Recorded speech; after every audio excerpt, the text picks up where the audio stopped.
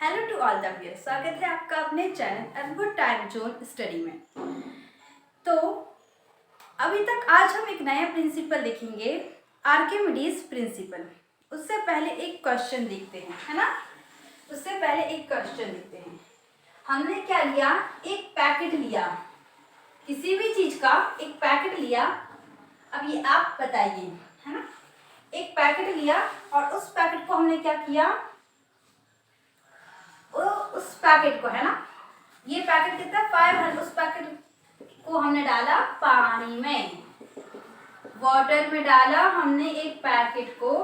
वो पैकेट कितने ग्राम का था, ये पैकेट 500 ग्राम का था, है ना। तो इसका मास था 500 ग्राम और इसका वॉल्यूम, है ना, कितनी जगह घेर रहा है ये 350 सेंटीमीटर क्यूब को हमने पानी में डाला इस पैकेट को। अब बताइए, क्या ये पैकेट पानी में फ्लोट करेगा, क्या ये पैकेट पानी के ऊपर तैरेगा, या पैकेट जाके यहाँ से जाके नीचे बैठ जाएगा, मतलब डूब जाएगा। तो किस तरीके से करेंगे इस क्वेश्चन को। हमने बताया था कि जिस भी चीज की डेंसिटी, है ना, पानी से ज्यादा होती है वो नीचे जाके बैठ जाती है, जिसकी डेंसिटी पानी से कम होती है वो ऊपर फ्लोट करती है। पानी की डेंसिटी हमें कितनी माननी है, पानी की डेंसिटी होती है, वाटर की जो डेंसिटी होती है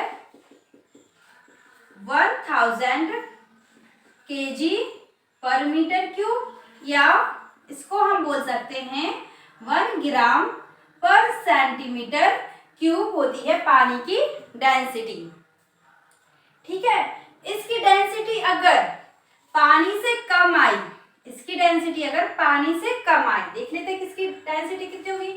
डेंसिटी हम कैसे निकालते हैं, डेंसिटी निकालने का हमारे पास फॉर्मूला है मास अपॉन वॉल्यूम।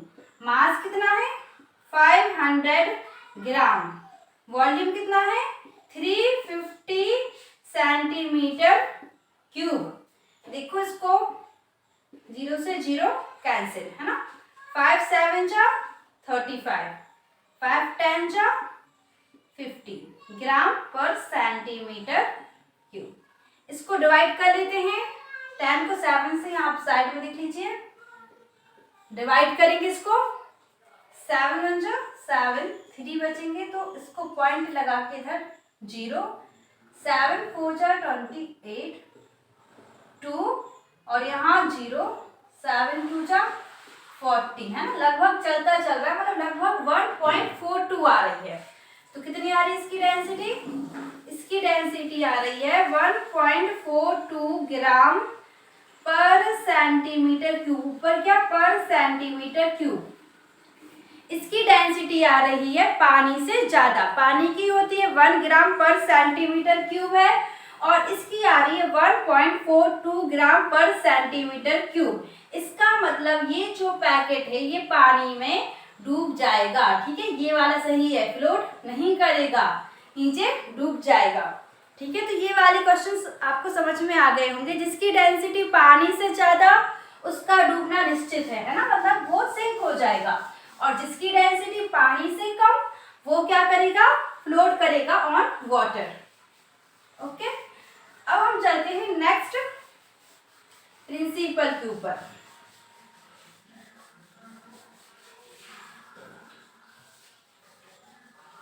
सबसे पहले यहाँ समझिए, फिर से वही बायोएनसी वाला केस लेते हैं। एक पानी में हमने डाला क्या मान ली, सपोज पानी में हमने डाला कॉर्क, एक लकड़ी का टुकड़ा, कॉर्क को हमने डाला, या मान लो हमने पानी में डाला कील डाली हमने, सॉरी ठीक है, नील डाला हमने पानी में हमने डाला आयरन नील, इस पानी में हमने आयरन नील डाला।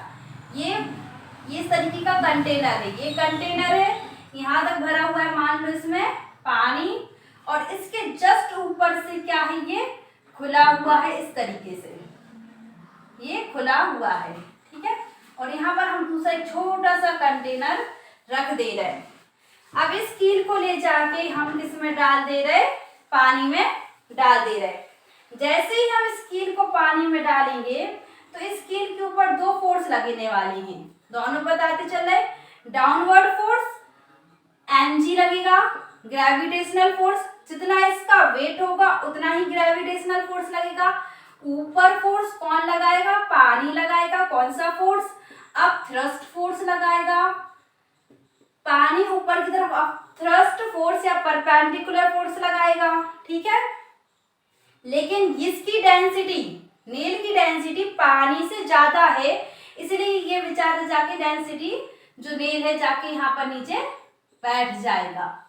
अब पता है क्या होगा, जब ये जो कील है पानी के अंदर जाके बैठ गई तो इतनी जगह जहाँ पानी होगा उसकी जगह तो कील ने ले ली, तो पानी वहां से क्या हो जाएगा, हट जाएगा। पानी इतनी जगह का जो पानी होगा वो हट के कहाँ जाएगा, डिस्प्लेस हो जाएगा, मतलब दूसरी जगह जाएगा, हट जाएगा, पानी डिस्प्लेस हो जाएगा।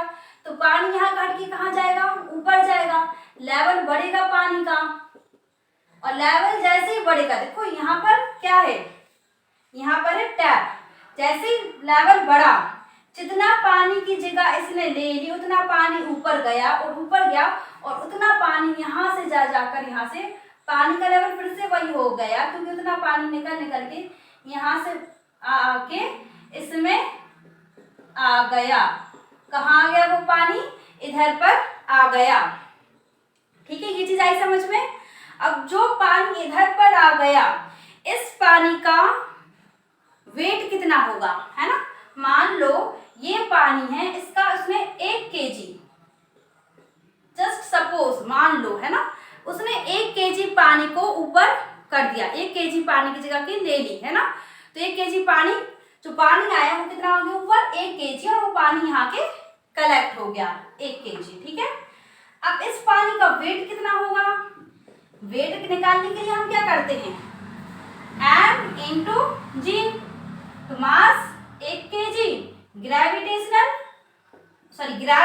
जो एक्सीलरेशन लगता है ग्रेविटी की वजह से 9.8 मीटर पर सेकेंड, तो कितना आ जाएगा 9.8 से 9.8 न्यूटन। इतना पानी उसने डिस्प्लेस कर दिया, है ना। क्या ये चीज समझ में आई। इसका मतलब ये है, जब हमने कील को पानी के अंदर डाला तो कील के ऊपर दो फोर्स लग रहे थे, ग्रेविटेशनल फोर्स नीचे की तरफ और अब थ्रस्ट फोर्स ऊपर की तरफ। लेकिन जो कील है उसकी डेंसिटी पानी से ज़्यादा है, इसलिए वो नीचे चली गई। जब वो नीचे चली गई और बैठ गई तो उसने कुछ जगह ले ली पानी की, तो उस जगह पर जो पानी था वो कहाँ ऊपर की तरफ गया और उसको हमने साइड में निकाल लिया, वो कितना पानी, और उस पानी को एक जगह कलेक्ट कर लिया। अब इस कील ने जितना भी पानी डिस्प्लेस किया है, मतलब जितने पानी की जगह ले ली, जितना पानी अलग से क्या हो गया, कलेक्ट हो गया, उस पानी का जो वेट है, जितना इस पानी का वेट है उतना ही अपवर्ड फोर्स लगा रहा था ये पानी, है ना। ये चीज आया समझ में।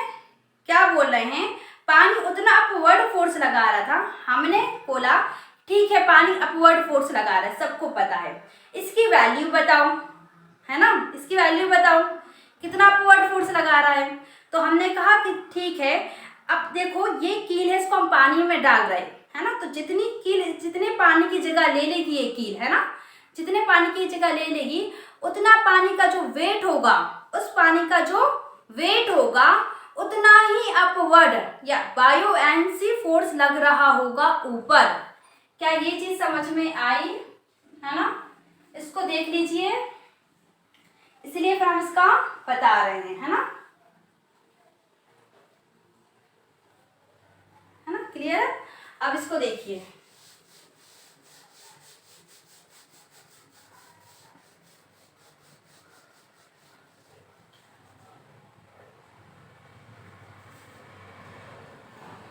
जब हम किसी की बॉडी, कोई भी ऑब्जेक्ट हो, व्हेन अ बॉडी और ऑब्जेक्ट को हम पानी में डालेंगे, आधा या पूरा, इज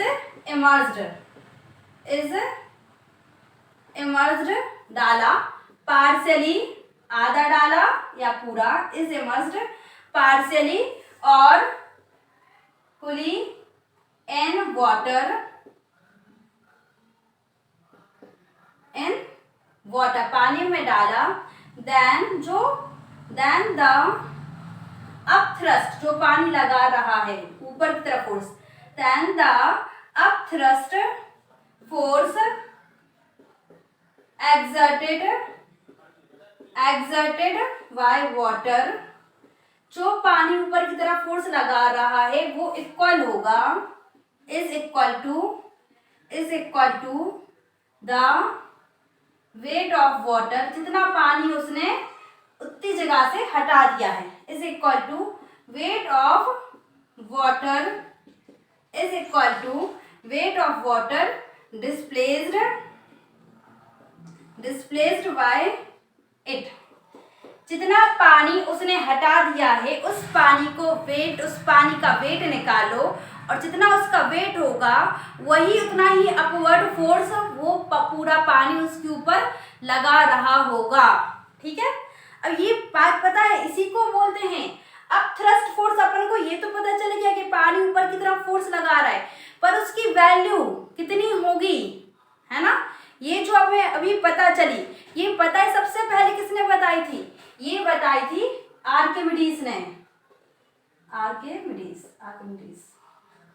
आर्किमिडीज ने बताई थी, इसलिए इसको बोलते हैं आर्किमिडीज प्रिंसिपल,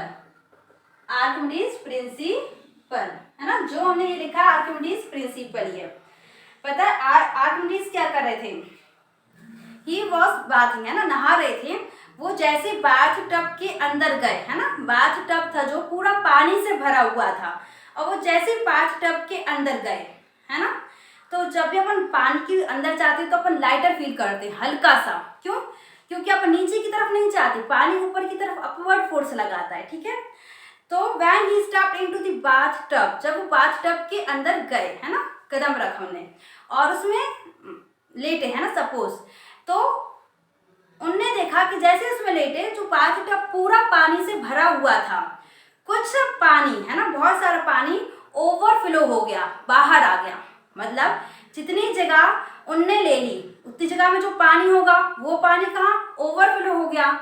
उनने बोला जो पानी ओवरफ्लो हुआ है उस पानी का क्या निकालो, वेट निकालो, उस पानी का जो मास होगा उसको ग्रेविटी से मल्टीप्लाई करो, वेट आ जाएगा, उस पानी का जो वेट है उतना ही अपवर्ड फोर्स ये पूरा पानी हम पे लगा रहा है ना, मतलब उनकी बॉडी पे लगा रहा है। तो इस तरीके से सबसे पहले ये आर्किमिडीज ने बताया था, है ना। तो अगर कोई आप बोले आप थ्रस्ट फोर्स की वैल्यू निकालो तो हम निकाल सकते हैं, हम देखेंगे कितना पानी डिस्प्लेस हुआ है, उसका मास क्या है, उसको हम acceleration due to gravity g से मल्टीप्लाई करेंगे, उस पानी का वेट निकल आएगा, और वो जो उस पानी का वेट है उतना ही अपवर्ड फोर्स वो पानी हम पे लगा रहा है। तो ये है हमारा आर्किमिडीज प्रिंसिपल। ठीक है, इसको देख लीजिए आप।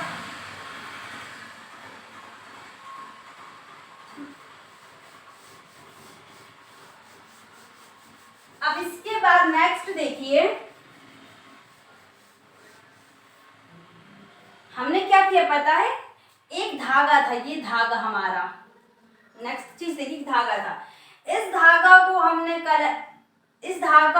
जोड़ा स्प्रिंग बैलेंस से, किससे, स्प्रिंग बैलेंस, ये टेबल पे रखी हुई थी। ठीक है, ये टेबल है हमारी। उसके बाद बाकी का जो धागा था ये जुड़ा हुआ है, बाकी के धागा ऐसा नीचे लटक रहा था। ठीक है, ये नीचे लटक रहा था, अब ये धागा नीचे लटक रहा है। ठीक है, फिर हमने इसमें क्या करा, एक पत्थर यहाँ से बांध दिया, एक स्टोन बांध दिया, पत्थर जैसे बांधेंगे तो ये जो ऐसा फोल्डेड है, ये फोल्ड कैसा हो जाएगा, सीधा हो जाएगा, क्योंकि इसका क्या है, स्टोन का क्या है, मास है, इसका वेट है, इसका वेट क्या है, m इंटू जी, और इसी फोर्स से m इंटू जी फोर्स से इस स्टोन को कौन खींच रहा है नीचे, अर्थ या फ्लोर मतलब धरती उसको खींच रही इसी फोर्स से। जब इसको खींचेगी नीचे तो अब ये कहाँ चला जाएगा, नीचे चला जाएगा, ये स्टोन नीचे चला जाएगा और ये धागा बिल्कुल एकदम सीधा हो जाएगा, है ना। कैसा हो जाएगा, सीधा हो जाएगा। तो ये क्या हो जाएगा, सीधा हो जाएगा मतलब एलोंगेट हो जाएगा। कितना ज्यादा एलोंगेट हुआ उसकी रीडिंग यहाँ पर आएगी, है ना। मान लो उसकी रीडिंग पहले ज्यादा एलोंगेशन नहीं था तो 3 रीडिंग आ रही थी, कितनी आ रही थी, 3। अब जैसे हम इसमें पत्थर बांधा, पत्थर को कौन खींच रहा है नीचे, धरती खींच रही ग्रेविटेशनल फोर्स से, जितना उसका वेट उसी से खींच रही है। तो ये एलोंगेशन ये खिंच गया तो ये इसकी रीडिंग 3 से क्या हो गई, मान लो 5 हो गई। इतनी चीज समझ में आई। अब इसके बाद हमने क्या किया नेक्स्ट, इस जो पानी था, ये जो पत्थर था, सॉरी है ना, ये जो पत्थर है स्टोन था, इस स्टोन को हमने डालने की कोशिश करी पानी में। इस स्टोन को हमने डाला पानी में। पानी में डालेंगे तो हमने देखा कि पानी में डाला तो अब नीचे से भी पानी कौन सा, अपथ्रस्ट, अपवर्ड फोर्स लगाता है ना, तो ये लगा रहा है अपथ्रस्ट फोर्स ऊपर की तरफ, है ना। तो जब ये अपथ्रस्ट फोर्स लगा रहा है ना, ये कहाँ लगा रहा है, ऊपर की तरफ फोर्स लगा रहा है, अपथ्रस्ट फोर्स लगा रहा है, तो ये ऐसा ऊपर को जाएगा ना, ऊपर को जाएगा तो इसकी ये फिर से एलोंगेशन इसकी कैसे हो जाएगी, हल्का सा फोल्ड हो जाएगा, है ना, क्योंकि अब ये ऊपर की तरफ अपथ्रस्ट फोर्स लगा रहा है। ग्रेविटेशनल भी लग रहा है नीचे की तरफ, लेकिन पानी अपथ्रस्ट ऊपर की तरफ भी फोर्स लगा रहा है, इसलिए एलोंगेशन कम हो गई। फिर कितनी हो गई, अब 5 से मान लो 4 हो गई। ठीक है, ये चीज आई समझ में। अब देखो इतना, अभी हमने इसमें और पानी डाल दिया, इसमें हमने क्या डाल दिया, और पानी डाल दिया। पहले उसने इतने पानी की जगह ली थी, थोड़ी से पानी की जगह ली थी, है ना। तो अपथ्रस्ट फोर्स जितने पानी की जगह ली थी उतना सा था अपथ्रस्ट फोर्स। अब हमने ज्यादा पानी डाल दिया तो उसने इतना जो पानी होगा उतने सारे पानी की जगह ले ली, है ना। तो क्या हो जाएगा, ये अपथ्रस्ट फोर्स, जैसे उसने ज्यादा पानी की जगह ली तो अपथ्रस्ट फोर्स भी क्या हो जाएगा, बढ़ जाएगा। अपथ्रस्ट फोर्स बढ़ जाएगा तो ये बेचारा क्या करेगा, और ऊपर चला जाएगा, और ये और कैसे हो जाएगी, फोल्डेड हो जाएगी। तो ये 3 हो गई, मतलब एलोंगेशन कम हो रही है, 3 हो गई, है ना। 3 से स्टार्ट करके हम लोग यहाँ पर फिर से 3 हो गई। क्या ये कहानी समझ में आ रही है। तो इस कहानी का मतलब कुछ नहीं है, इस कहानी का मतलब यही है कि हम पानी में किसी भी ऑब्जेक्ट को जितना डालेंगे अपथ्रस्ट फोर्स उतना ही बढ़ेगा, है ना। हमने अगर पानी में थोड़ा सा डाला तो थोड़ा सा अपथ्रस्ट फोर्स, फिर हमने और डाला और अपथ्रस्ट फोर्स और ज्यादा लगाएगा, क्योंकि वो और ज्यादा पानी की जगह ले लेगा वो ऑब्जेक्ट। और जैसे ही हमने पूरा डाला, पानी के अंदर पूरा डाल दिया उसको, है ना, पानी के अंदर जब हमने पूरा डाला तो वो मैक्सिमम सबसे ज्यादा अपथ्रस्ट फोर्स से उससे ज्यादा फिर नहीं बढ़ेगा। सबसे ज्यादा अपथ्रस्ट फोर्स जब हमने पूरा डाल दिया कि उसने पूरे जितना पानी था, जितना वो ले सकता था उतने पानी की जगह उसने ले ली है, और सबसे ज्यादा अपथ्रस्ट फोर्स अब वो लगाएगा। और जैसे ही अपथ्रस्ट फोर्स लगाएगा वो चीज या तो ऊपर की तरफ बाउंस बैक करेगी, बाउंस करेगी। अगर उस ऑब्जेक्ट की डेंसिटी पानी से कम होगी तो बाउंस बैक कर जाएगी, लेकिन अगर उस ऑब्जेक्ट की डेंसिटी पानी से ज्यादा होगी तो जरूर अपथ्रस्ट फोर्स लग रहा है पर ग्रेविटेशनल फोर्स ज्यादा है, इसलिए वो चीज नीचे चली जाएगी। क्लियर है ये बात। तो ये काम थे हमारा जो हमने समझा, और ये किसने किया था, आर्किमिडीज ने किया था। आप अगर सीधी सीधी भाषा में बोलें तो आर्किमिडीज ने ये बताया था जो अपथ्रस्ट फोर्स लगेगा, जो अपथ्रस्ट फोर्स पानी लगा रहा है उसकी वैल्यू कितनी होगी, ये आर्किमिडीज ने बताया था, है ना। तो ये चीज आगे समझ में। फिर आर्किमिडीज ने अपने इस प्रिंसिपल पर बहुत सारी चीजें भी बनाई थी आर्किमिडीज ने, है ना। उनने आर्किमिडीज ने बताया था कि किस तरीके से हम शिप को बनाएं, है ना, जहाज सबमरीन को बनाएं, शिप को इस तरीके से बनाएं कि उस पर अपथ्रस्ट फोर्स ज्यादा लगे, है ना। अपथ्रस्ट फोर्स कैसा लगे, ज़्यादा लगे और ज़्यादा लगने की वजह से ग्रेविटेशनल फोर्स कम हो जाए, अपथ्रस्ट ज़्यादा लगे और जिसकी वजह से शिप पानी में डूबे ना, है ना, इस तरीके से। इसके बाद इन्होंने बनाया था लैक्टोमीटर। लैक्टोमीटर आर्किमिडीज के प्रिंसिपल के बेसिस पर ही बना हुआ है लैक्टोमीटर, है ना। मतलब आर्किमिडीज ने बहुत काम की चीज बता दी थी, उससे हम बहुत सारी चीजें बना पाए, है ना। लैक्टोमीटर प्योरिटी ऑफ मिल्क, पानी मिल्क कितना प्योर है उसकी प्योरिटी के लिए लैक्टोमीटर। क्या चीज समझ में आया, है ना। हाइड्रोमीटर, हाइड्रोमीटर एक ऐसा इंस्ट्रूमेंट जिससे हम हर अलग अलग लिक्विड की डेंसिटी को डिटरमाइन कर सकते हैं। हाइड्रोमीटर एक इंस्ट्रूमेंट होता है टू डिटरमाइन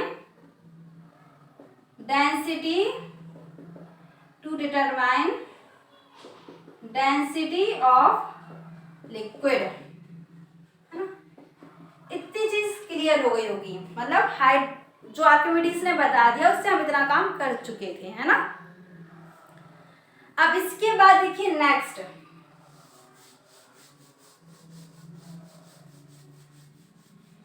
रिलेटिव डेंसिटी।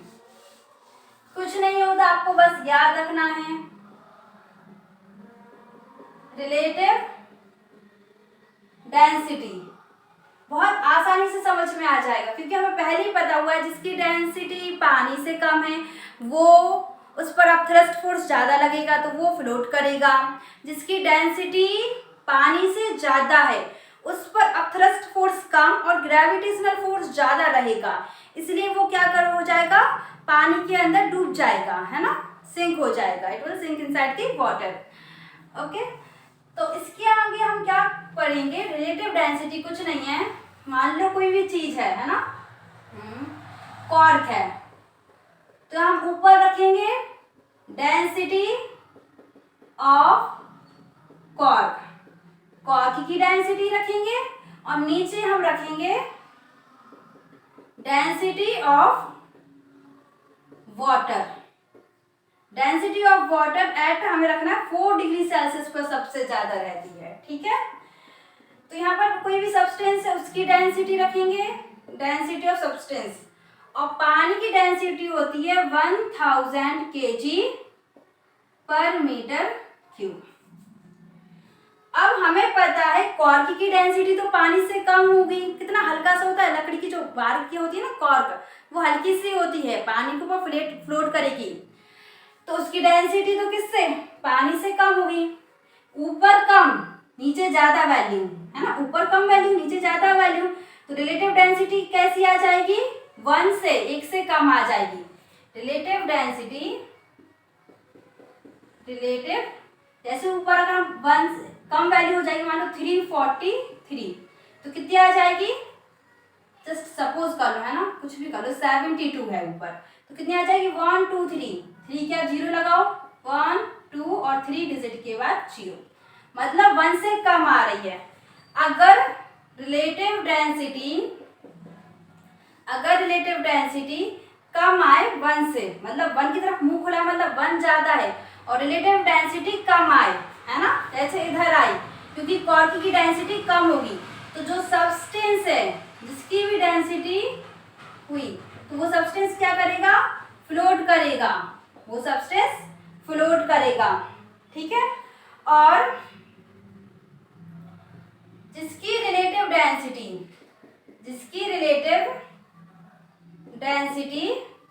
1 से ज्यादा आई, है ना, 1 से ज्यादा आई, जिसकी रिलेटिव डेंसिटी 1 से ज्यादा आई, वो क्या करेगा, जैसे यहाँ पर हम कील ले लें तो कील की डेंसिटी पता ही है पानी से ज्यादा होगी, है ना, सपोज कर लो 3486 कुछ डेंसिटी है कील की, है ना, तो यहाँ पर कितनी वैल्यू आ जाएगी, 1 2 3 का 0 1 2 3 3.486, 1 से ज्यादा आ रही है, रिलेटिव डेंसिटी की वैल्यू अगर 1 से ज्यादा है तो सब्सटेंस क्या हो जाएगा, सिंक हो जाएगा, पानी के अंदर डूब जाएगा, पानी के अंदर क्या हो जाएगा, डूब जाएगा। है ना। ये चीज आ रही है समझ में। और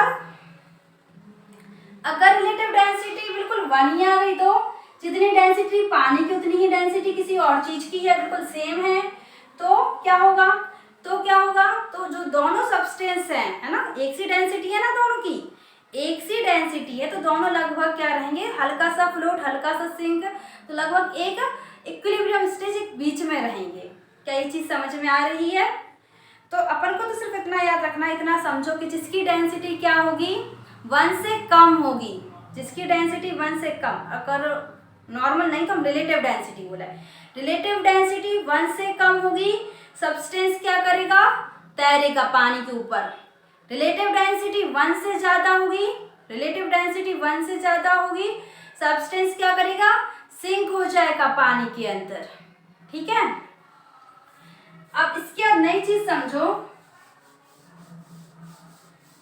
relative density is the ratio of two density. क्या है, दोनों डेंसिटी का रेशियो है, रेशियो ऑफ टू डेंसिटी, है ना। तो इधर भी ऊपर डेंसिटी भी हम किस में रखेंगे, केजी पर मीटर क्यूब में रखेंगे, और नीचे भी हम density KG per metre cube में रखेंगे, है ना। तो इधर केजी पर मीटर क्यूब से केजी पर मीटर क्यूब तो कट जाएगा, तो आंसर जो वैल्यू आएगी, बस इसको सॉल्व करने पर एक न्यूमेरिकल एक वैल्यू आ जाएगी, है ना, उसकी कोई यूनिट नहीं होगी, क्योंकि केजी पर मीटर क्यूब से KG per metre cube cut गया। इसका मतलब रिलेटिव डेंसिटी, आरडी मतलब relative density has no unit, इसकी कोई यूनिट नहीं होती है। क्या ये चीज आपको समझ में आई है। इस पर हम एक न्यूमेरिकल देख लेते हैं, फिर हम इस वीडियो को खत्म करेंगे, है ना। ठीक है, बस एक numerical, just a second.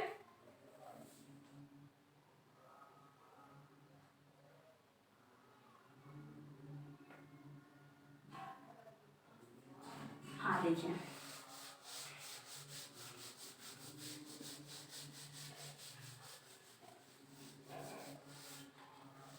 Silver का सिंबल क्या होता है, एजी। सिल्वर की रिलेटिव डेंसिटी, सिल्वर की रिलेटिव डेंसिटी दी है 10.8, 10.8 दी है ना। अपन को पता है वाटर की डेंसिटी होती है 1000 kg पर मीटर क्यूब। तो ये बताओ सिल्वर की डेंसिटी कितनी होगी, सिल्वर की डेंसिटी कितनी होगी। ठीक है, हमें फॉर्मूला याद है, क्या होता है formula, relative density is equal to, ऊपर जिस सब्सटेंस की डेंसिटी रखना, नीचे पानी की रखना है। यहाँ पर सब्सटेंस क्या हमारा, silver, density of silver divided by density of water. Relative density कितनी दी है सिल्वर की, 10.8। ठीक है, डेंसिटी ऑफ सिल्वर हम यहाँ लिख दे रहे, डेंसिटी ऑफ हमें किसकी चाहिए, सिल्वर की, D density of silver. Density of water कितना होता है, 1000 kg पर मीटर क्यूब। अगर हमें डेंसिटी ऑफ सिल्वर चाहिए, इसको हम मल्टीप्लाई कहाँ करते हैं, यहाँ पर डिनोमिनेटर से न्यूमरेटर में जाएगा, तो 10.8 into 1000 kg per metre cube, इसकी तो कोई यूनिट है ही नहीं है, इसकी तो है, तो यहाँ पर हमारा आ जाएगा डेंसिटी ऑफ सिल्वर। कितनी आ जाएगी हमारी डेंसिटी ऑफ सिल्वर, सिल्वर मतलब एजी, कितनी आ जाएगी, इसको मल्टीप्लाई करो 108 और यहाँ पर 3 0, फिर इसके बाद एक के बाद हमें क्या लगाना है, पॉइंट, है ना, तो इतनी आ जाएगी। क्या ये चीज समझ में आ रही है, इतनी आ जाएगी, है ना। ठीक है, केजी पर मीटर क्यूब। क्या ये चीज समझ में आई? इतनी आ जाएगी डेंसिटी ऑफ सिल्वर। इसको हम इस तरीके से भी लिख सकते हैं। देखो हम इधर पर कितने, 1 2 3 पॉइंट हम आगे ले जाएं, 3 पॉइंट हम आगे ले जाएं तो 10.800 हो जाएगा 1 2 3 पॉइंट आगे ले गए और इंटू 10 टू द पावर, कितने पॉइंट आगे ले गए थे, 3 पॉइंट आगे, into 10 to the power 3 kg per metre cube. ये इसकी डेंसिटी हो जाएगी 10.8 into 10 to the power 3 metre cube. I hope this video is clear. तो ये आपका ग्रेविटेशनल चैप्टर पूरा हो चुका है हर एक टॉपिक के साथ। Thank you.